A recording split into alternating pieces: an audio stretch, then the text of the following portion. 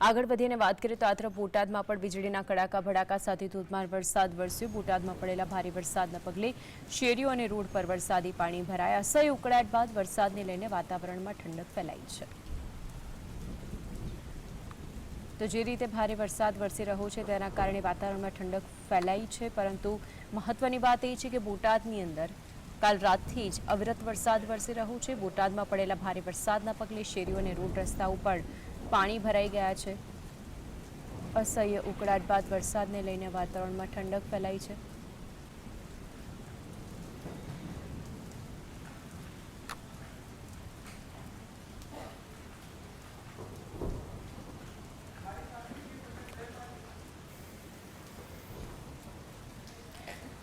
તો બોટાદની અંદર પણ ભારે વરસાદ વરસી રહ્યો છે। મહત્વની વાત છે કે અવિરત વરસાદને પગલે પરિસ્થિતિ એવી સર્જાઈ છે કે ભાદરવા મહિનામાં અસહ્ય ઉકળાટ અને ગરમી હોય છે, પરંતુ અત્યારે હાલ લોકોને રાહત મળી છે।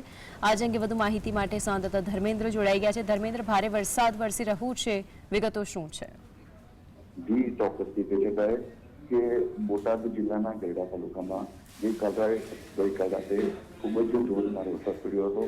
વીજળીના કડાકા ભડાકા સાથે વરસાદ પડ્યો હતો અને જોઈએ તો પાણી બજારોમાં વહેતા થઈ ગયા હતા અને લોકોને પણ ખૂબ જ આનંદની એક લાગણી છવાઈ હતી। તેનું કારણ હતું કે ઘણા સમયથી ધોમધખતો તાપ પડતો હતો અને એમાં આ વરસાદ પડવાથી ખૂબ જ આનંદની લાગણી હતી।